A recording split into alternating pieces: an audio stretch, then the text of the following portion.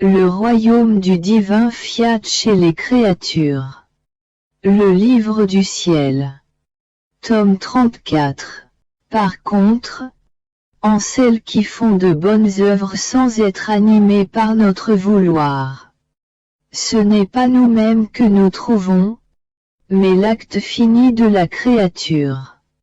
Nous ne trouvons rien de nous dans ce qu'elles font. Ainsi nous leur donnons le mérite comme paiement. Mais ce paiement n'est pas la propriété qu'elles peuvent toujours produire.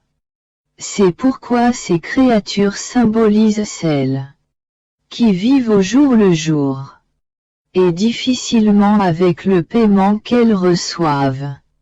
Mais elles ne deviennent jamais riches. Elles ressentent toujours le besoin d'être payées pour leurs œuvres afin de pouvoir vivre. Et si elles ne travaillent pas, elles courent le risque de mourir de faim. C'est à accent grave dire. De ne pas avoir la satisfaction du bien, la vie des vertus, mais la sordide misère des passions. Au contraire, pour celle qui vit dans notre vouloir, tout est abondance. Nous lui disons nous-mêmes, prends ce que tu veux et autant que tu peux prendre. Nous mettons à ta disposition nos richesses, notre lumière, notre sainteté et notre amour. Parce que ce qui est à nous est à toi et ce qui est à toi est à nous. Il ne nous reste plus qu'à vivre et à travailler ensemble. Après quoi j'accompagnai l'ascension de Jésus au ciel. Il était tellement beau, toute majesté, entouré de la plus brillante lumière qui ravissait et captivait les cœurs. Mon doux Jésus, toute bonté et tout amour, me dit, ma bienheureuse fille, il n'est rien dans ma vie qui ne symbolise le royaume de ma divine volonté. En ce jour de mon ascension, je me sentais victorieux et triomphant. Mes souffrances étaient terminées. Je les laissais parmi mes enfants sur la terre pour les aider et les soutenir, comme un refuge où se cacher dans leurs propres souffrances et s'inspirer de mon héroïsme dans leur sacrifice. Je peux dire que j'ai laissé mes souffrances, mes exemples et ma vie elle-même comme une semence qui grandit pour former le royaume de ma divine volonté. De sorte que je partais et restais en même temps. Je restais en vertu de mes souffrances. Je restais dans leur cœur pour être aimé. Après que ma très sainte humanité fut montée au ciel, je me sentais davantage pressé par le lien de la famille humaine. Et comme je n'aurais pas été adapté pour recevoir l'amour de mes enfants et de mes frères que je laissais sur la terre, je suis resté dans le très saint sacrement afin de pouvoir toujours me donner à eux et qu'ils puissent me recevoir continuellement, pour trouver le repos, le soulagement et le remède à tous leurs besoins. Nos œuvres ne souffrent pas la mutabilité. Ce que nous faisons une fois, nous le faisons toujours. J'avais aussi en ce jour de mon ascension une double couronne. La couronne de mes enfants que j'amenais avec moi dans la céleste patrie, et la couronne de mes enfants que je laissais sur la terre. Il symbolisait le petit nombre qui seront le commencement du royaume de ma divine volonté. Tous ceux qui m'ont vu monter au ciel ont reçu de nombreuses grâces, pour consacrer leur vie à faire connaître le royaume de la rédemption et pour poser les fondations de mon Église, afin de rassembler dans son sein maternel toutes les générations humaines. C'est ainsi que les premiers enfants du royaume de ma volonté seront peu nombreux. mais les grâces dont ils seront investis seront si grandes et si nombreuses qu'ils consacreront leur vie à appeler toutes les âmes à vivre dans ce saint royaume. Une nuée de lumière m'a caché à la vue de mes disciples qui sont restés figés en regardant ma personne. L'enchantement de ma beauté était si grand que leurs yeux ravis ne pouvaient plus s'abaisser pour regarder la terre. Si bien qu'il a fallu un ange pour les secouer et les faire retourner au cénacle. C'est également le symbole du royaume de mon vouloir. La lumière sera si grande qu'elle va investir ces premiers enfants qui porteront la beauté, l'enchantement et la paix de mon divin fiat, de sorte qu'ils voudront connaître et aimer un bien si grand. Le plus beau symbole est celui de ma maman présente parmi mes disciples pour assister à mon départ vers le ciel. Elle est ainsi la reine de mon Église pour l'aider, la protéger et la défendre. Elle sera présente parmi les enfants de ma volonté. Elle sera toujours le moteur, la vie, le guide, le modèle parfait, la majesté du royaume du divin fiat si cher à son cœur. Ses ardents désirs, ses délires d'amour maternel sont vouloir que ses enfants vivent sur terre dans le royaume où elle a vécu. Elle ne se contente pas d'avoir ses enfants au ciel dans le royaume de la divine volonté.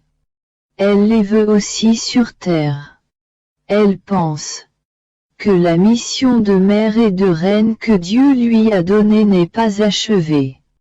Qu'elle ne sera terminée que lorsque la divine volonté régnera sur la terre parmi les créatures. Elle veut que ses enfants lui ressemblent et possèdent l'héritage de leur maman.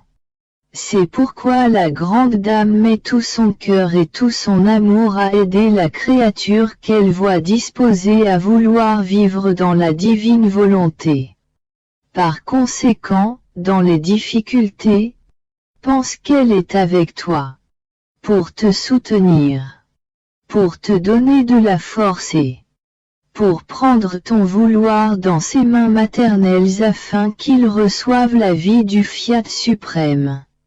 Ma pauvre intelligence suivait la vie de mon doux Jésus dans la divine volonté. Là je le trouvais dans l'acte de continuer sa vie lorsqu'il était sur la terre. Oh! Combien de merveilles! Combien de surprises d'amour inimaginables! Si bien que le divin fiat contient tous les actes de la vie de Jésus comme dans l'acte de les répéter toujours par amour pour les créatures. Afin de donner à chacune sa vie tout entière, ses souffrances, son ardent amour. Mon doux Jésus, toute bonté, me dit. Ma petite fille de mon vouloir, mon amour veut s'épancher. Il ressent le besoin de faire connaître à celle qui veut vivre dans ma volonté ce que j'ai fait et ce que je fais. Afin que ma volonté revienne régner et dominer parmi les créatures.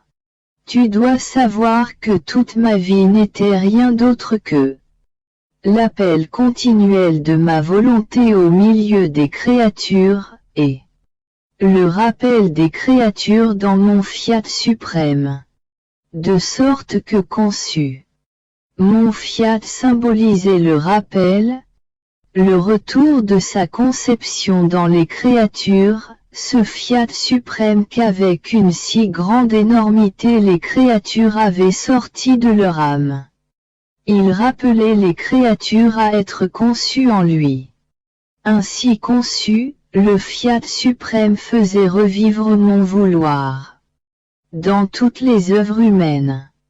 Dans toutes mes larmes d'enfant, mes gémissements, mes prières et mes soupirs.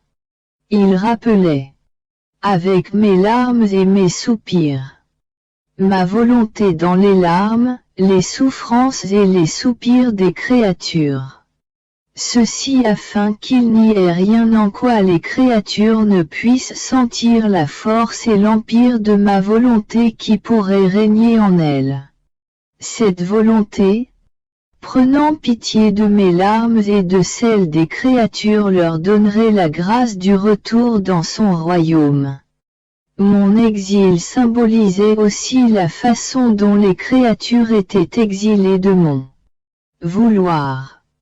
Je voulais être exilé pour rappeler ma volonté parmi les pauvres exilés afin de pouvoir les rappeler, et convertir l'exil en patrie où elles ne seraient plus tyrannisées par les ennemis, un peuple étranger, les vaines passions, mais où elles auraient la plénitude des biens de ma volonté.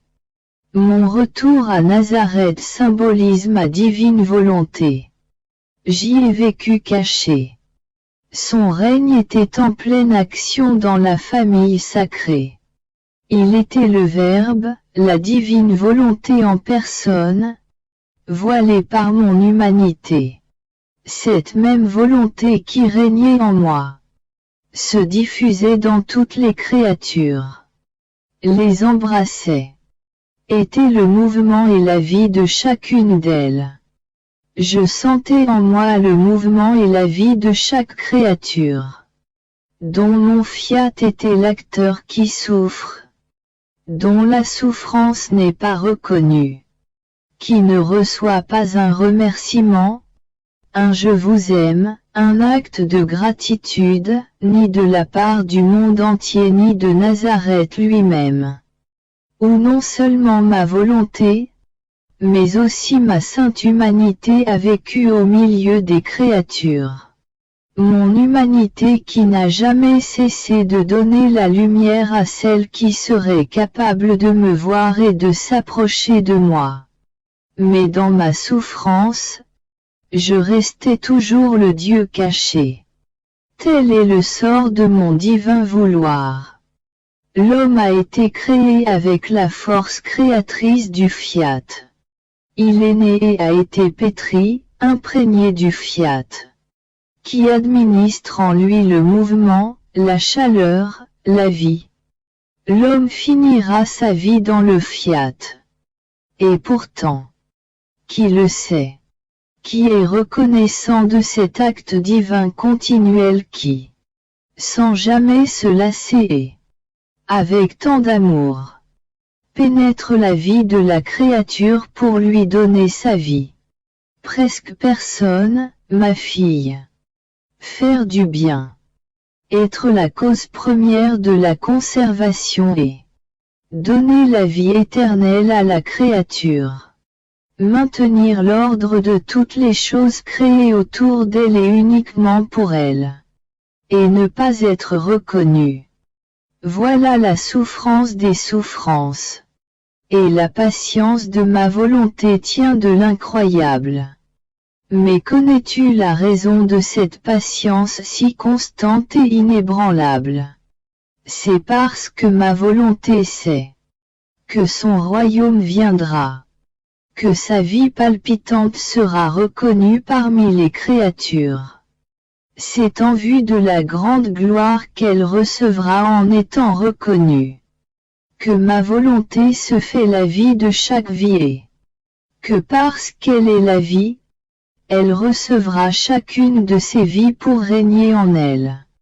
Elle ne sera plus cachée, mais révélée et reconnue.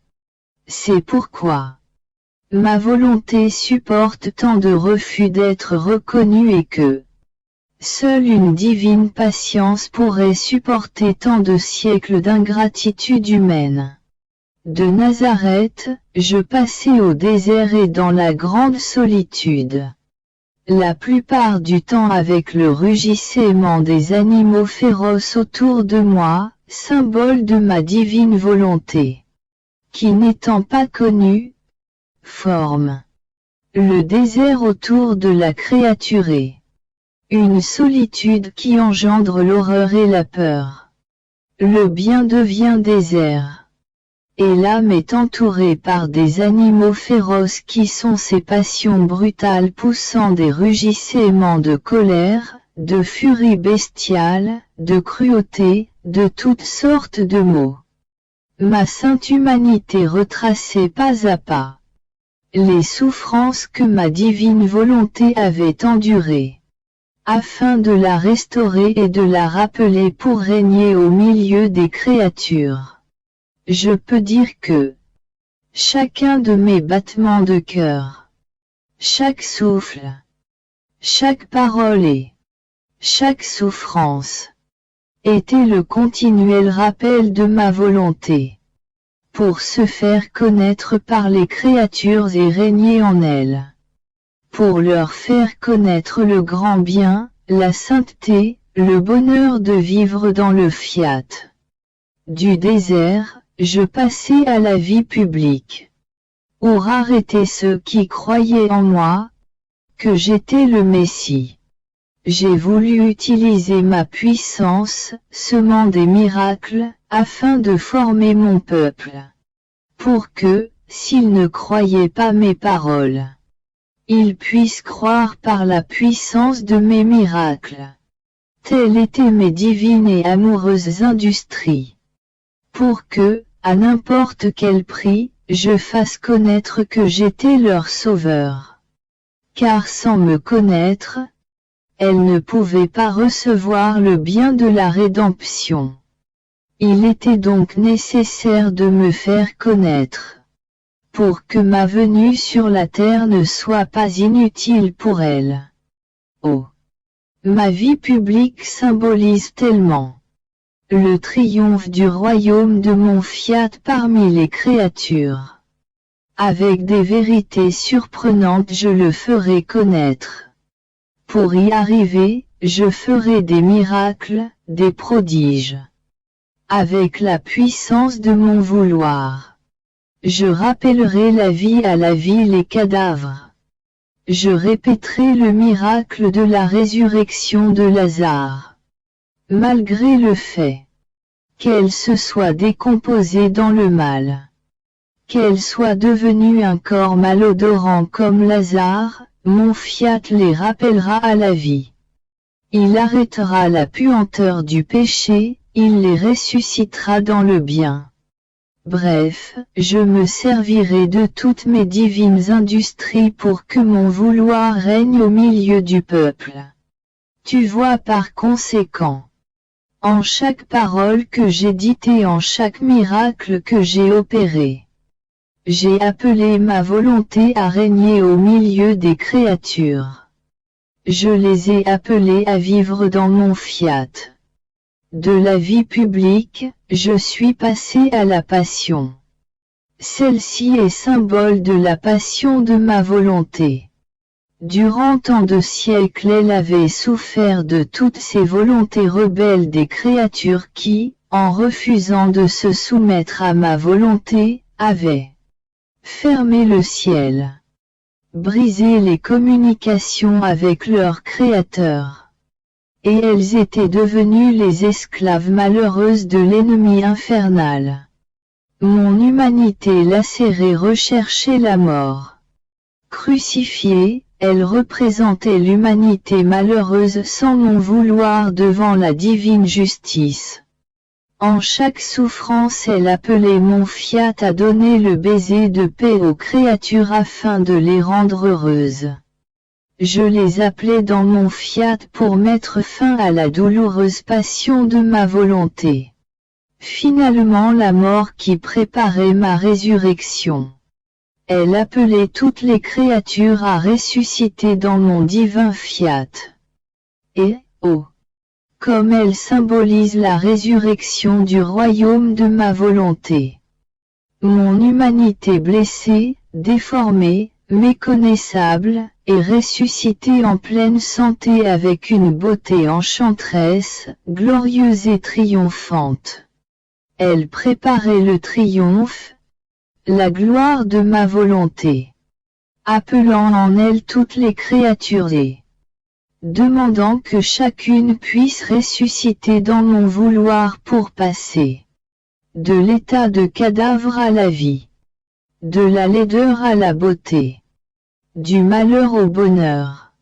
Mon humanité ressuscitée assure le royaume de ma volonté sur la terre. Elle était mon acte unique de triomphe et de victoire. Elle était importante pour moi. Parce que je ne voulais pas partir pour le ciel avant d'avoir pu donner tout ce qui peut permettre aux créatures de rentrer à nouveau dans le royaume de mon vouloir et dans toute la gloire, le bonheur, le triomphe de mon fiat suprême afin qu'il puisse dominer et régner en elle. Par conséquent, unis-toi à moi. Fais qu'il n'y ait aucun acte que tu fasses et aucune souffrance que tu subisses sans appeler ma volonté à occuper sa place royale et dominante. Ta victoire sera de la faire connaître, aimée et désirée par toutes les créatures. Le divin vouloir m'appelle avec force dans la mer interminable de sa volonté. Oh, comme on y est bien! Combien de surprises! Combien de choses merveilleuses l'on comprend, qui produisent des joies infinies, une vie divine, un amour qui ne dit jamais c'est assez, mais qui fait voir et sentir que tout est divine volonté, que toute la création forme un acte unique du vouloir suprême. Mon esprit se perdait en lui. Alors mon doux Jésus me rendit sa petite visite avec un amour inexprimable. Il me dit: Bienheureuse fille de mon vouloir, tu dois savoir que le chef du royaume de ma divine volonté est Dieu lui-même. Notre divinité ne fait que continuer son acte unique. Nous ne faisons jamais la volonté de quiconque, mais toujours la nôtre. La couronne de nos attributs est dominée par notre fiat. Son royaume est en nous et s'étend en dehors de nous. Dans notre immensité, dans notre amour, notre pouvoir et notre bonté. En toutes choses. Si bien que pour nous, tout est notre volonté. En second lieu viennent la création, les cieux, les soleils, les étoiles, les vents et les eaux, ainsi que le plus petit brin d'herbe. Ils ne font rien d'autre qu'un acte continuel de notre fiat. Il y a entre eux et nous un acte respiratoire. Nous émettons le souffle de notre volonté et la création le reçoit. En l'émettant à son tour, elle nous donne le souffle que nous lui avons donné. Ce sont tous des effets que notre volonté a insufflés en eux. Elle s'unit à notre acte unique. Combien de gloire et d'honneur ne recevons-nous pas? Combien notre être suprême est exalté! Simplement de ce que notre volonté a insufflé dans toute la création qui sait comment nous rendre le souffle que nous lui avons donné. Il y a une telle unité de volonté avec toute la création, que tout ce qui sort de nous et entre dans la création forme un acte unique de volonté suprême. La multiplicité et la diversité des choses qui se voient et qui se produisent ne sont que les effets que produit notre acte unique. Car notre fiat ne change jamais et n'est pas non plus sujet au changement. Toute sa puissance est réellement de pouvoir faire un acte unique, pour produire tous les effets possibles et imaginables. En troisième lieu viennent tous les anges, les saints et les bienheureux de la patrie céleste. Ils tournent autour de notre être suprême. Ils respirent la force, la sainteté, l'amour, les joies infinies et les bonheurs sans nombre du divin vouloir. Ils forment une vie unique avec lui. Ils ressentent en eux cette vie comme leur propre vie. Ils la ressentent à l'extérieur quand elle leur apporte la mer d'un bonheur divin toujours nouveau. Unique est l'acte que la divine volonté forme dans le ciel. Un est le souffle. Une seule chose est nécessaire, la divine volonté. S'il fallait jamais que dans le ciel entrât un seul acte, un seul souffle qui ne fût pas la divine volonté, la céleste patrie perdrait tout son enchantement, toute la beauté et tout le charme dont elle est investie. Mais cela ne peut pas être. Tu vois par conséquent que mon fiat détient toute la suprématie. Un seul souffle remplit les bienheureux de mers de joies et de bonheurs incomparables. En émettant le souffle, notre divinité ressent le bonheur dont jouissent tous les saints. Nous magnifions notre vouloir suprême. Comme commencement, source et origine de tous les biens. En quatrième place vient la famille humaine. Les créatures tournent autour de nous. Mais leur volonté n'est pas une avec la nôtre. Ainsi elles ne respirent pas notre vouloir qui apporte l'ordre, la sainteté, l'union et l'harmonie avec son Créateur. Par conséquent, elles restent éparpillées, désordonnées et loin de nous. Ce sont des êtres malheureux. La paix, le bonheur, l'abondance des biens se trouvent loin d'eux et tous les maux viennent de ce que notre volonté n'est pas la leur. Nous n'échangeons pas notre souffle et cela empêche la communication de nos biens. L'union parfaite avec notre être suprême. Notre main créatrice. Qui devrait former son chef-d'œuvre le plus beau en chaque créature en est empêchée par l'absence de notre volonté. Elles ne trouvent pas leur âme préparée, adaptable pour rendre faisable notre art divin. Là où manque notre vouloir, nous ne savons que faire de cette créature. Voilà pourquoi nous désirons tellement que notre divine volonté règne et forme la vie en elle. Car notre œuvre créatrice est empêchée. Nos œuvres sont suspendues. Le travail de notre création est incomplet. Pour obtenir cela, une doit être la volonté du ciel et de la terre. Une la vie. Un l'amour. Un le souffle. Tel est le grand bien que nous voulons pour les créatures. Nous voulons encore accomplir bien des œuvres merveilleuses. Mais le vouloir humain entrave nos pas, attache nos bras et rend inactives nos mains créatrices. C'est pourquoi la créature qui veut faire notre volonté et vivre en elle nous donne du travail. Et nous faisons d'elle ce que nous voulons. Tu dois savoir que lorsque la créature décide de vivre de la divine volonté, elle met en sécurité son salut, sa sainteté. Nous sommes en elle comme dans notre maison. Sa volonté nous sert de matériau, dans lequel nous prononçons le fiat en chacun de ses actes afin de former des œuvres dignes de celui qui vit en elle.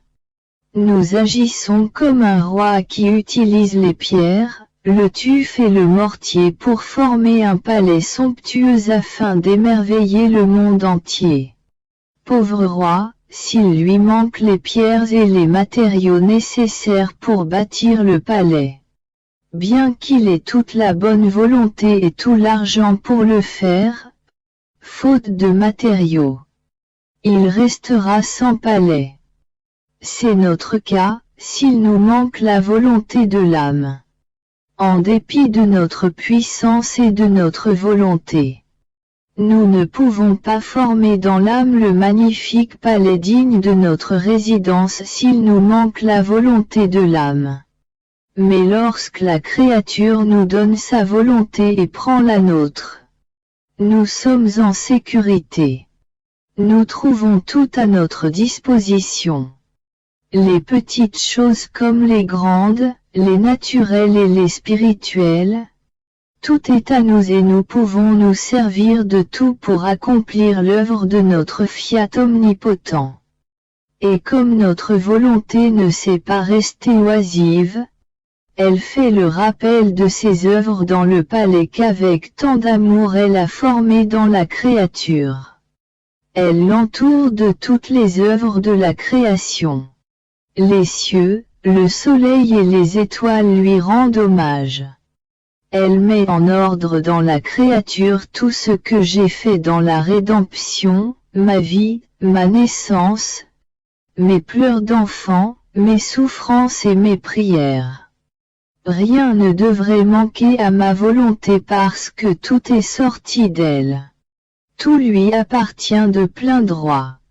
Par conséquent elle forme, là où elle règne, la centralisation de toutes ses œuvres.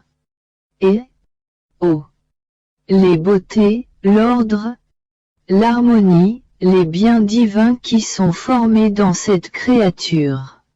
Les cieux sont stupéfaits et tous admirent l'amour et la puissance de la divine volonté, et ils l'adorent en tremblant.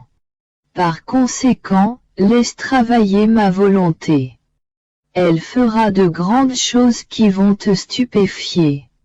En plus de notre amour, notre sagesse éternelle a établi toutes les grâces que nous devrions donner à la créature. Les degrés de sainteté qu'elle devrait acquérir. La beauté dont nous devrions l'orner. L'amour avec lequel elle devrait nous aimer. Et les actes mêmes qu'elle devrait accomplir. Là où règne notre Fiat, tout devient réalisé. L'ordre divin est en pleine force, pas même une virgule n'est déplacée. Notre œuvre est en totale harmonie avec les œuvres de la créature. Combien elle fait nos délices. Et lorsque nous lui aurons donné notre dernier amour dans le temps et qu'elle aura accompli notre dernier acte de divine volonté dans sa vie mortelle, notre amour lui donnera l'envol dans notre céleste patrie et notre volonté la recevra dans le ciel comme un triomphe de sa volonté agissante et conquérante qui, avec tant d'amour, a vaincu sur la terre. De sorte que son dernier acte sera l'entrée qu'elle fera dans le ciel afin de vivre dans notre volonté un bonheur sans fin. Au contraire, là où notre vouloir ne règne pas il n'y a pas d'ordre divin. Mais combien de nos œuvres brisées et sans effet. Combien de vides divins, remplis parfois de passions et de péchés. Il n'y a pas de beauté, mais une difformité qui fait pitié. Par conséquent, sois attentive et fais que notre vouloir règne et vive en toi. Mon pauvre esprit est incapable de ne pas tourner et voler dans le divin vouloir. Ma pauvre volonté humaine ressentait la pression de la divine volonté et je me disais, ah, oui, c'est merveilleux de sentir le triomphe, le règne, le bonheur, les merveilleuses conquêtes de la vie dans le divin vouloir. Mais le vouloir humain doit continuellement mourir. Il est vrai que c'est un très grand honneur que l'amour de Dieu descende dans la volonté de la créature et qu'avec sa majesté et sa puissance, il fasse ce qu'il veut.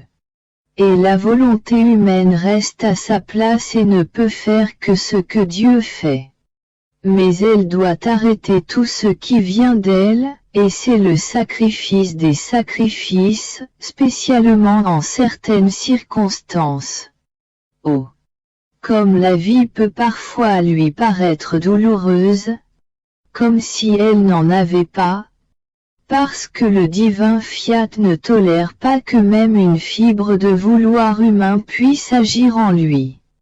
Et une foule de pensées occupait mon pauvre esprit lorsque mon doux Jésus, par compassion pour mon ignorance et l'état douloureux dans lequel je me trouvais, est venu avec une incroyable tendresse mettre sa très sainte main sur ma tête, et il me dit: Ma bienheureuse fille, courage, ne te tourmente pas.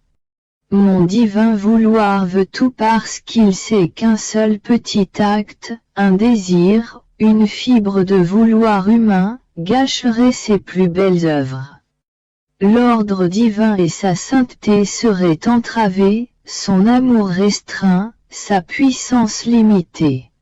C'est pourquoi il ne tolère pas que même un fragment de vouloir humain puisse avoir sa vie. Il est vrai que c'est le sacrifice des sacrifices.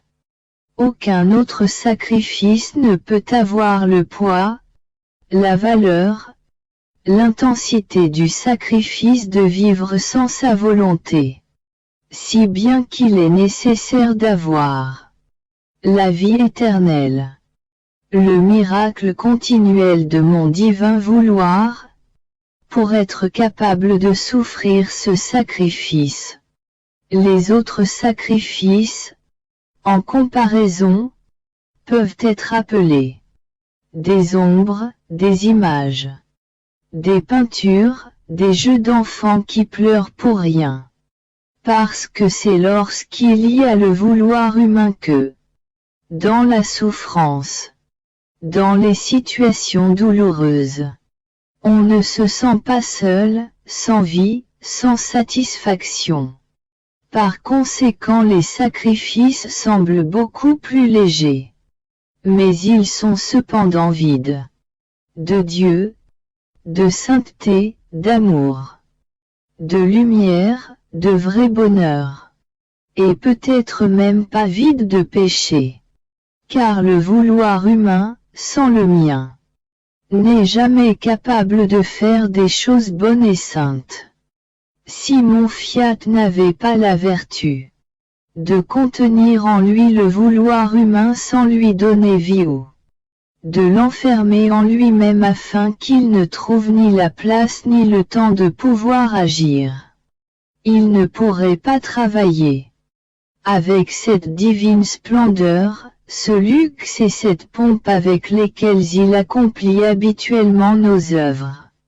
S'il y avait eu dans la création une autre volonté, elle aurait empêché la somptuosité, la splendeur et la pompe divine que nous avons mise dans toute la création. Elle aurait empêché l'extension du ciel, la multiplicité des étoiles, l'immensité de la lumière du soleil, la variété de tant de choses créées. Elle nous aurait mis une limite. C'est pourquoi notre vouloir veut être seul, afin de pouvoir faire ce qu'il sait faire et veut faire. C'est pourquoi il veut avoir la volonté humaine en lui, coopérante, spectatrice, admiratrice de ce qu'il veut faire en elle. Mais elle doit être convaincue, si elle veut vivre dans ma volonté, que la sienne ne peut plus agir et qu'elle doit servir afin d'enfermer ma volonté dans la sienne pour la laisser accomplir ses œuvres en toute liberté, avec toute la somptuosité, avec le luxe de grâce et avec la pompe de ses divines variétés. La première chose que nous voulons est une absolue liberté.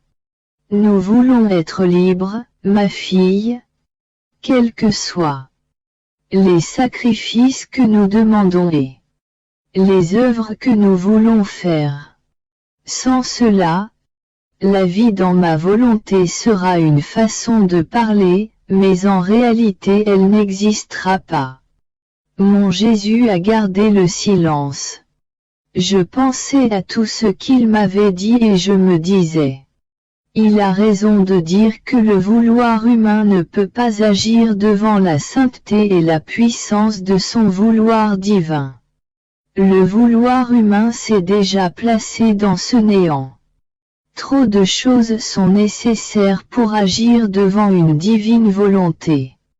on se sent incapable. Et je prie moi-même de ne pas avoir le grand malheur d'avoir formé un mouvement, une fibre de mon propre vouloir. Mais ma croix, et tu la connais, et d'être dans le labyrinthe où tu m'as placé. Je me sens entravé et humilié même dans la poussière. Tu savais de qui j'avais besoin. Incapable de m'aider moi-même, pas un jour, pas une année. Oh, comme cela est difficile. Je sais que c'est uniquement ton vouloir qui me donne la force et la grâce, et que par moi-même je n'aurais pas été capable de le supporter. Je ressentais tant d'amertume qu'il me semblait mourir. Mon toujours aimable Jésus, avec compassion, reprit son discours.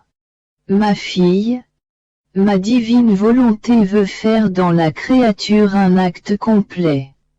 Et sais-tu ce que signifie un acte complet de ma volonté? Cela veut dire un acte complet de Dieu, dans lequel il place sainteté, beauté, amour, puissance et lumière jusqu'à en étonner le ciel et la terre. Dieu lui-même doit en être ravi au point de former son siège, son trône de gloire dans cet acte complet qui le servira lui-même et descendra comme une rosée bienfaisante pour le bien de toutes les créatures.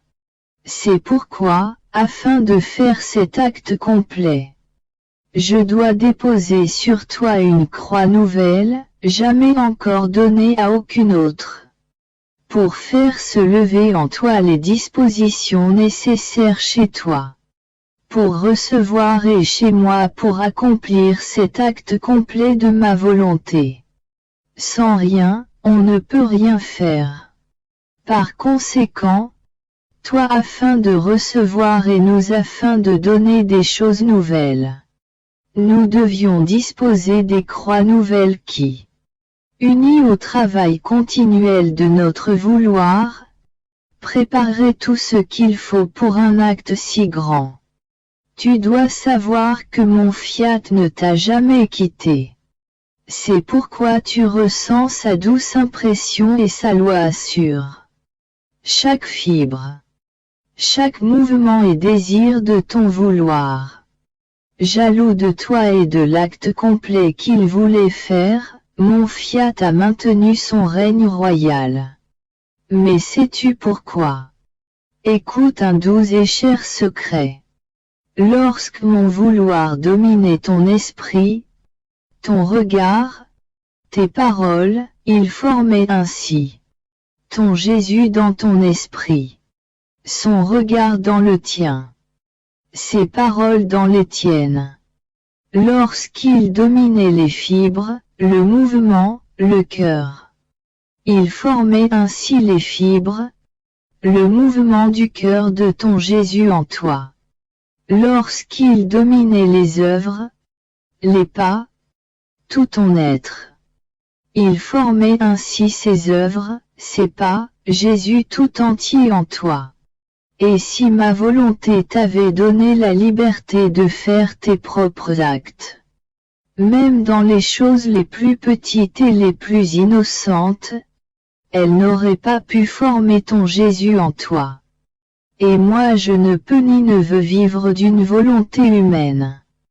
Mon vouloir n'aurait pas pris la décision de me former dans l'âme s'il n'avait pas été certain que je pourrais trouver ma volonté elle-même avec laquelle mon humanité était animée. Ce sera réellement son règne sur la terre. De former autant de Jésus que de créatures qui veulent vivre de la divine volonté, avec Jésus dans leur âme. Son royaume aura sa somptuosité, sa sublimité, son luxe de choses inouïes, et il sera assuré. C'est alors que dans le royaume de mon divin fiat j'aurai autant de Jésus vivants, qui m'aiment, me glorifient, et me rendront une gloire complète. C'est pourquoi je languis après ce royaume.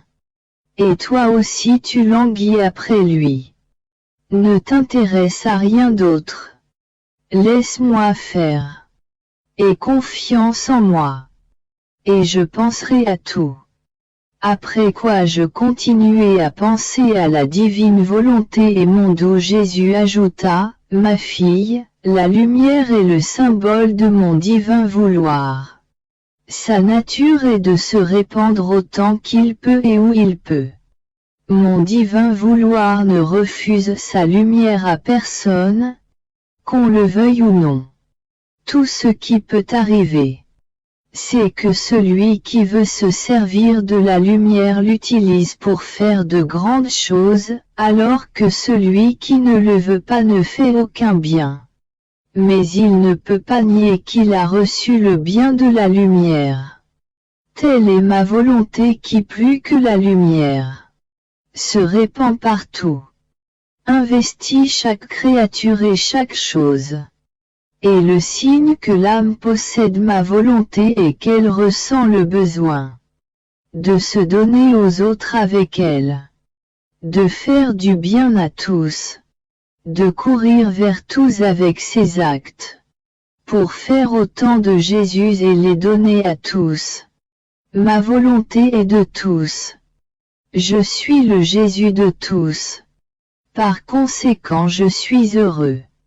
Lorsque la créature fait sienne ma volonté et ma vie, et lorsqu'elle veut me donner à tous, elle est alors ma joie et ma fête continuelle.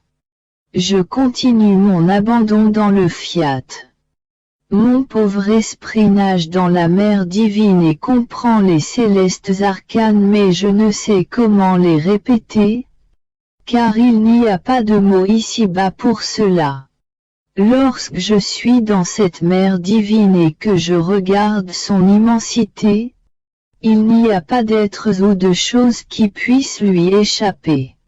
Tous les êtres et toutes les choses forment leur vie et la reçoivent dans le divin vouloir. Mais que peut prendre la créature de cette immensité? À peine quelques gouttes tant elle est petite. En prenant les gouttes, elle n'est pas capable de sortir de cette immensité.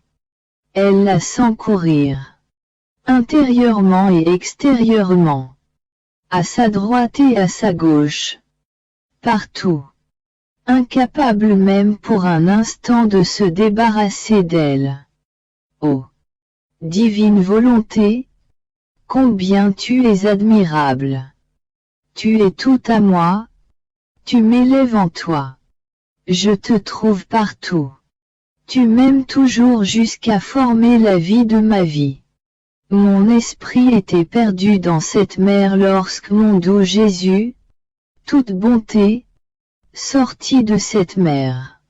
Il s'approchait de moi, et il me dit, « Fille de mon vouloir, tu as vu que l'immensité de mon fiat est inatteignable.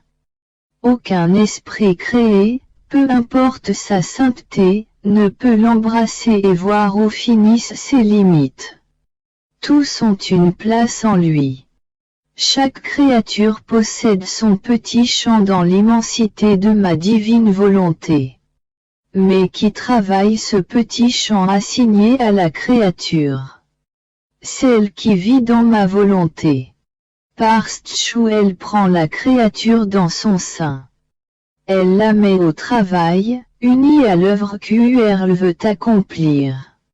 Dans le tout petit champ qui a été donné à la créature dans ma volonté. Elle possède sa force créatrice.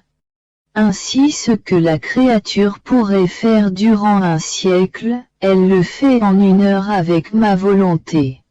Ainsi en 1 heure elle peut acquérir un siècle d'amour, de travaux, de sacrifices, de connaissances divines, de profondes adorations.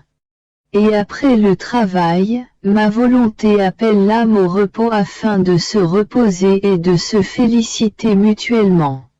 Ensuite en voyant la beauté du petit champ, la joie qu'elle ressent, afin de se féliciter l'une l'autre davantage. Elle retourne au travail. C'est une alternance de travail et de repos. Car parmi les si nombreuses qualités que possède la divine volonté, il y a l'attitude du mouvement continu. Elle n'est pas oisive. À chaque chose créée, elle a donné son œuvre continue afin de se glorifier et de faire du bien à tous. Dans ma volonté, l'oisiveté n'existe pas. En elle tout est travail. Si elle aime, c'est un travail. Si elle s'occupe à connaître, c'est un travail. Si elle adore, si elle souffre, si elle prie, c'est un travail et un travail divin et non pas humain.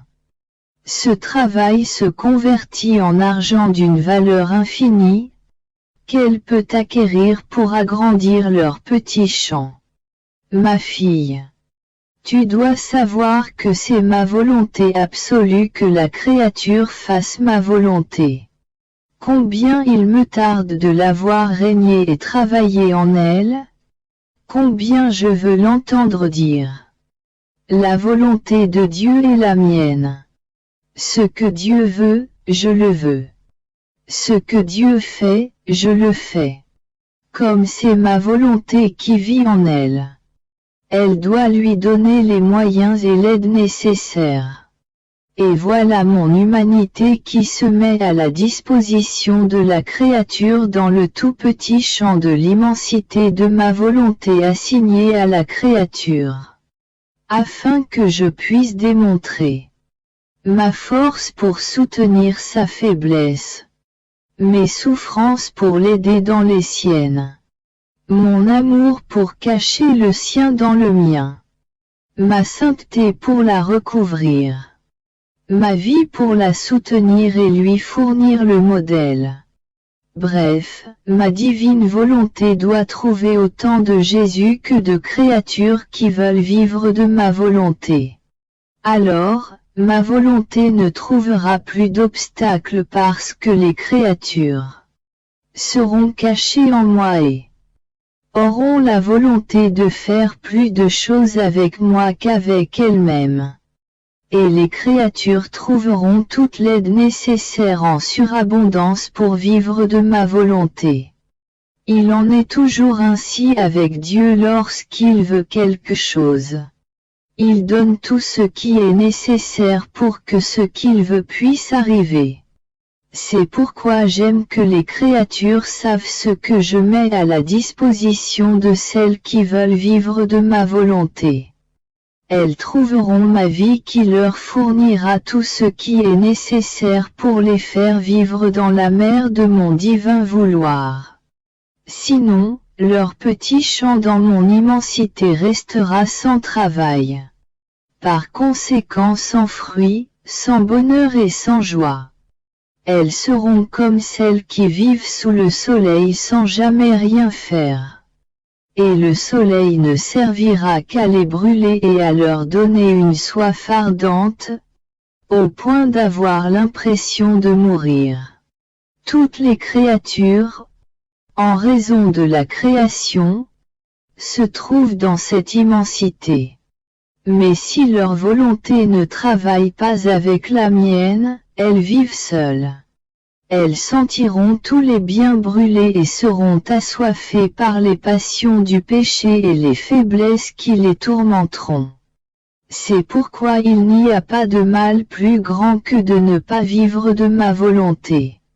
Après quoi je poursuivis ma ronde.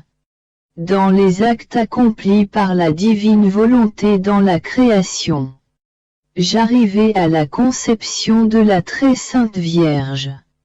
Monde où Jésus m'arrêta et me dit: Ma fille, le plus grand prodige de la création est la Vierge.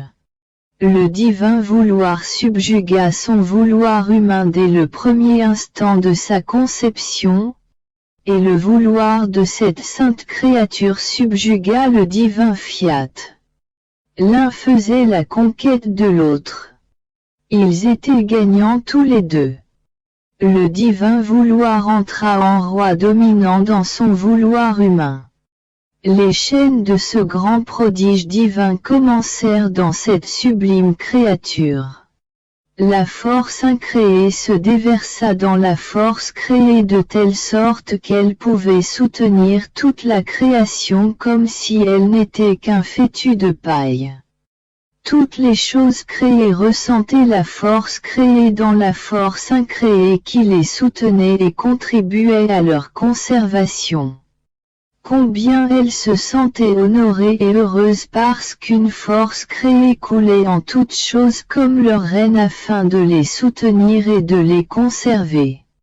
Sa force était telle qu'elle régnait sur tous et même sur son Créateur. Elle était invincible. Car avec la force du divin fiat elle conquérait tous et toutes choses. Tout se laissait conquérir par cette divine impératrice parce qu'elle possédait une force puissante et ravissante à laquelle personne ne pouvait résister.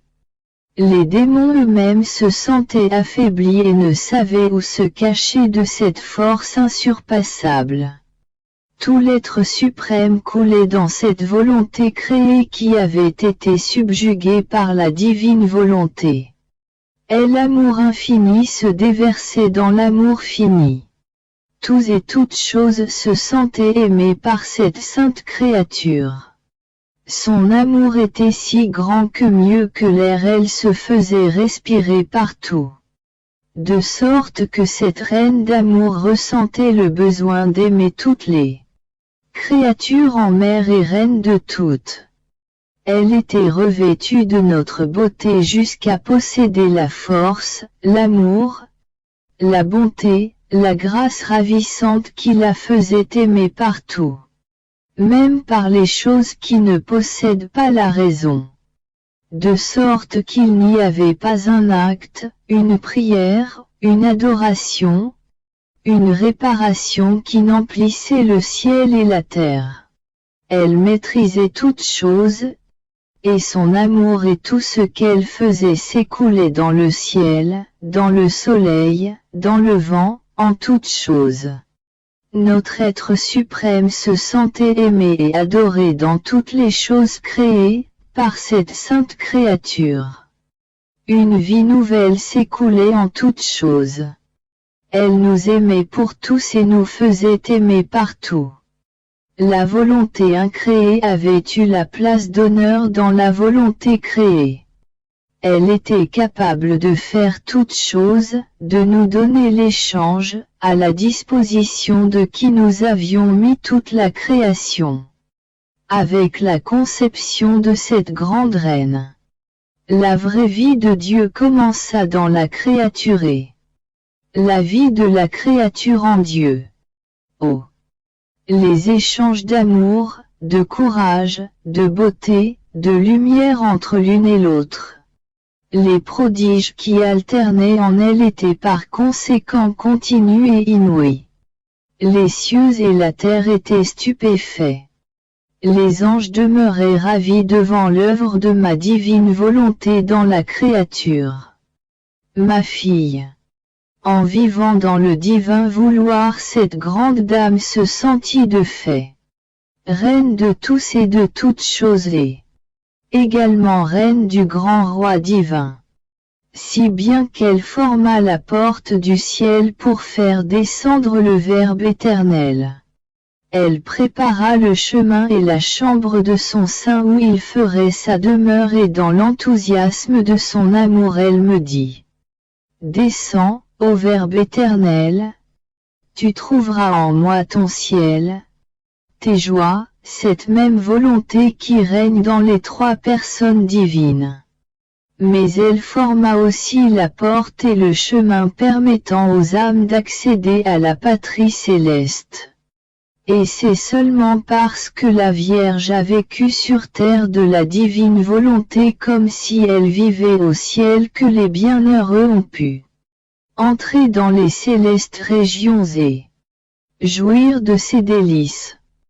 Parce que la céleste mère les tenait cachés dans sa gloire et dans tous les actes qu'elle accomplit dans la divine volonté, ainsi les bienheureux ressentent dans leur joie l'amour, les œuvres, la puissance de cette mère et reine qui les rend heureux.